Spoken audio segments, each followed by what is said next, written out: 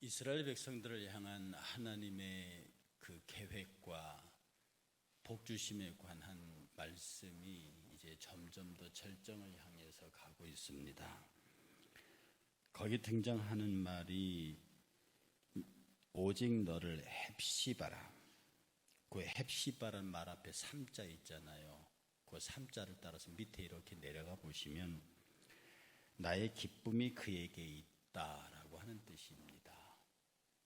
하나님께서 우리를 향해서 헵시바라, 나의 기쁨이 너에게 있다.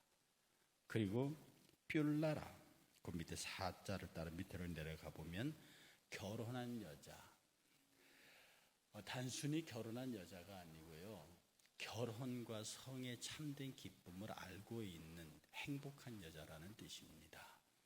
그래서 정말로 그 하나님께서 부여하신 여자의 최고의 가치를 발현하고 있는 그런 상태를 뷸라라고 하고요. 천국, 낙원의 상징적인 표현이 뷸라의 땅으로 되어 있습니다. 그래서 뷸라는 천국은 기쁨과 지극한 사랑의 땅으로 표현되고 있는 거죠. 이스라엘 백성들이 훗날에 그렇게 전날에 이방들에게 당하고 이방들로부터 모진 압제와 고통과 그런 것을 받았을 역사를 지나고 이제는 메시아가 오셔서 그들을 회복할 때에는 그 지난날의 모든 것들을 완벽하게 회복하시고 이제는 너희들을 헵시바라 부를 것이고 그리고 너희들을 뷸라의 여인이라 부를 것이다. 이렇게 말씀을 하고 있는 겁니다. 실제로 우리가 그 삶 속에서 이런 헵시바와 뷸라의 삶을 경험하고 살기는 결코 쉽지 않습니다. 그걸 늘 그렇게 살면은 누가 하나님을 떠나겠습니까?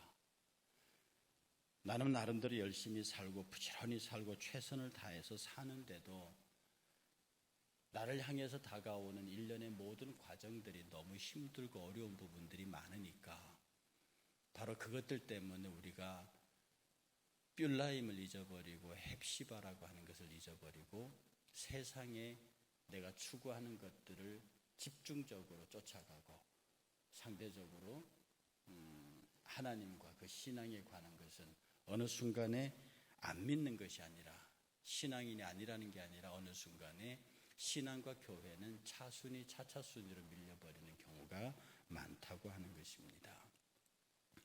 영국의 명설교자의 이야기가 있습니다.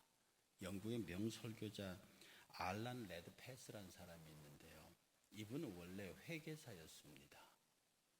이분은 원래 회계사였고 럭비 선수였고 그리고 영국의 4대 회사 중 4대 종합회사 중에 하나에 다니는 큰 회사에 다니는 그야말로 전도의 양양한 청년이었습니다. 누구도 그의 앞길을 막을 것 같지는 않았죠.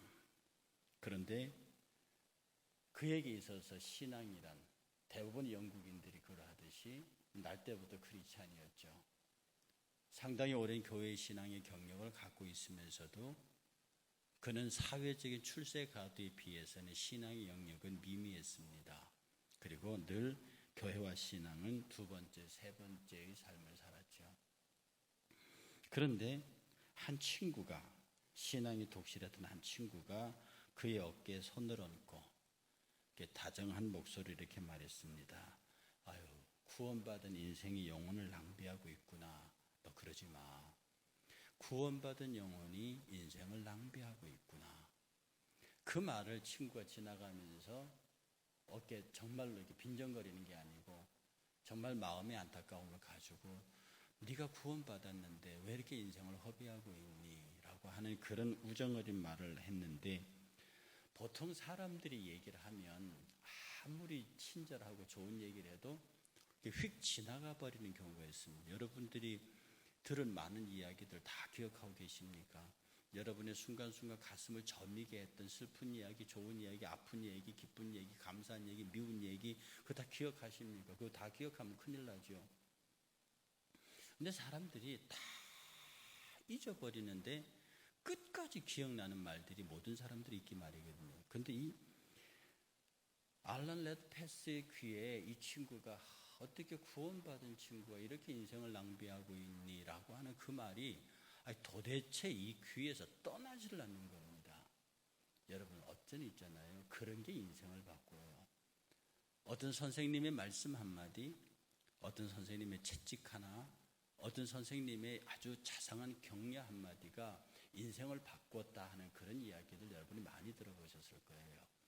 그리고 그런 이야기를 해줄 수 있는 사람이 있다고 하는 건 대단히 행복한 사람입니다. 그냥 어쩌면 여러분 있잖아요.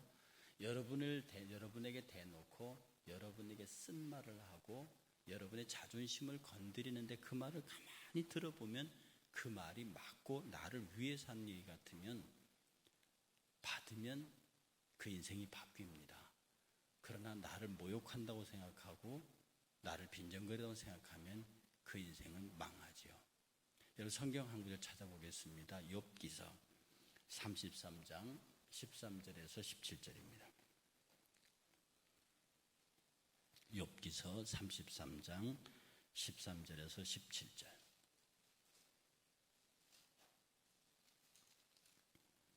함께 봉독합니다. 하나님께서 사람의 말에 대답하지 않으신다 하여 어찌 하나님과 논쟁하겠느냐? 하나님은 한 번 말씀하시고 다시 말씀하시되 사람은 관심이 없도다. 사람이 침상에서 졸며 잠이 깊이 들 때나 꿈에나 밤에 환상을 볼 때에 그가 사람의 귀를 여시고 경고로서 두렵게 하시나니 이는 사람에게 그 행실을 버리게 하여 하심이라. 사람의 교만을 막으려 하심이니라.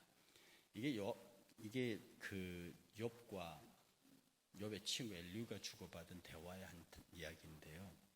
하나님께서 사람의 귀에다 대고 말씀, 잠을 잘 때도 일할 때도 환상을 볼 때도 하여튼 하나님께서 계속 그의 귀에다 대고 얘기를 하신다는 거예요. 그 얘기를 듣고 하나님께서 계속 왜 그렇게 하시느냐? 이는 사람에게 그의 행실을 버리게 하시며 사람의 교만을 버리게 하시며 하나님께서 계속 그의 귀에다 대고 얘기를 하는.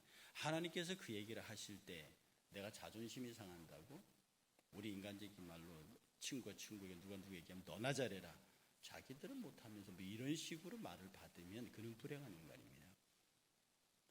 하나님께서 계속 우리의 마음을 그러니까 인간적인 마음을 아프게 할 수 있는 말씀을 계속 우리 귀에다 대고 마치 그 레드패스 목사님처럼 어디 가도 그 친구 얘기가 들리는 것처럼 귀에 대고 그 얘기를 하시거든요.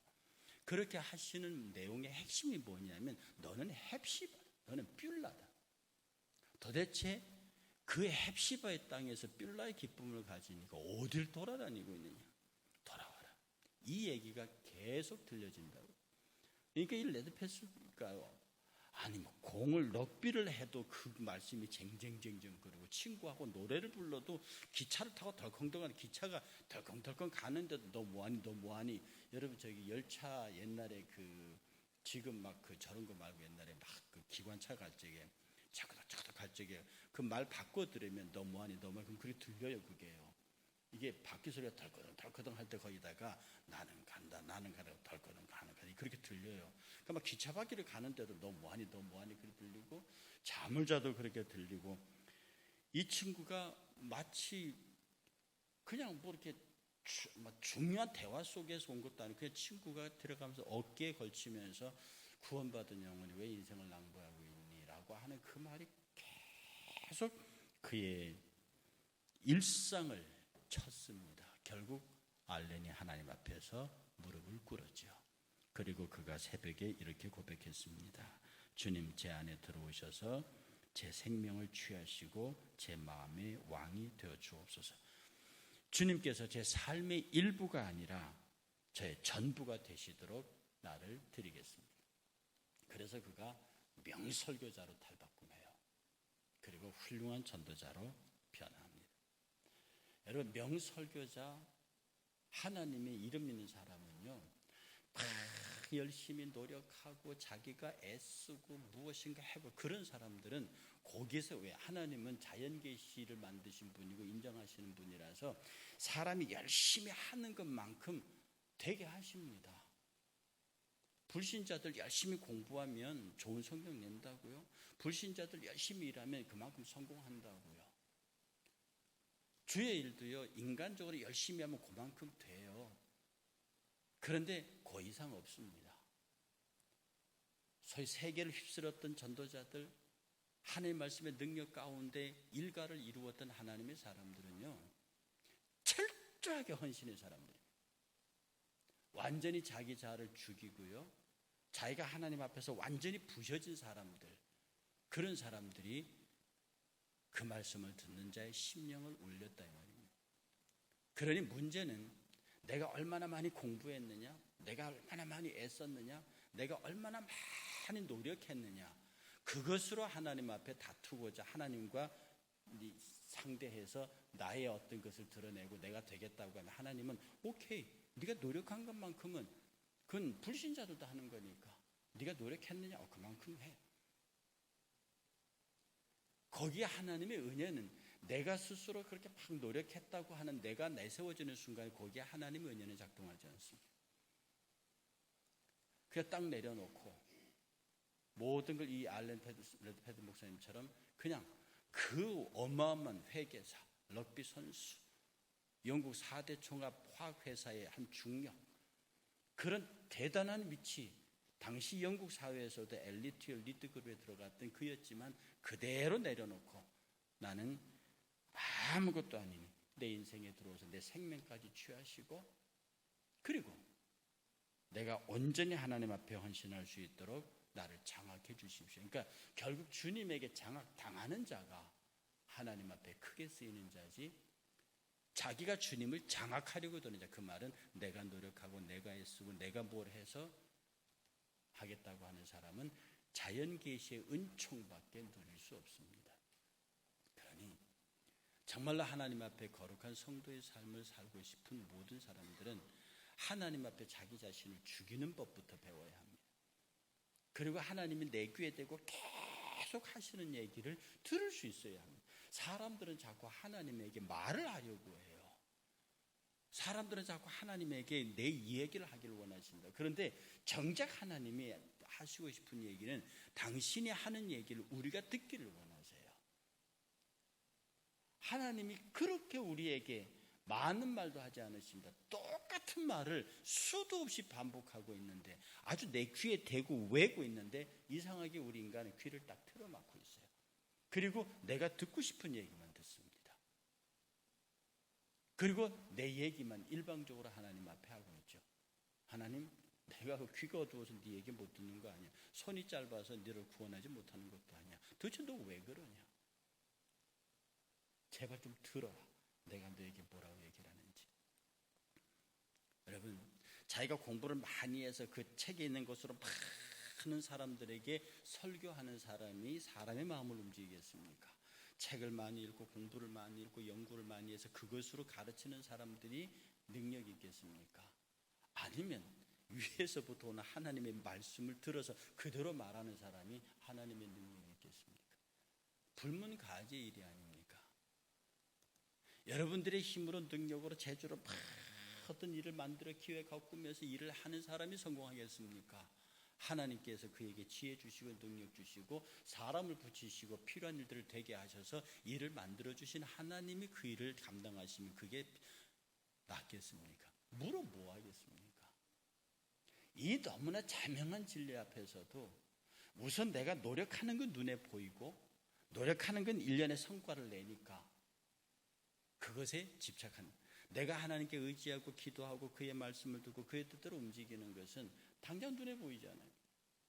당장 어떻게 하는 게 보이지 않으니까 눈에 보이는 걸 원한다.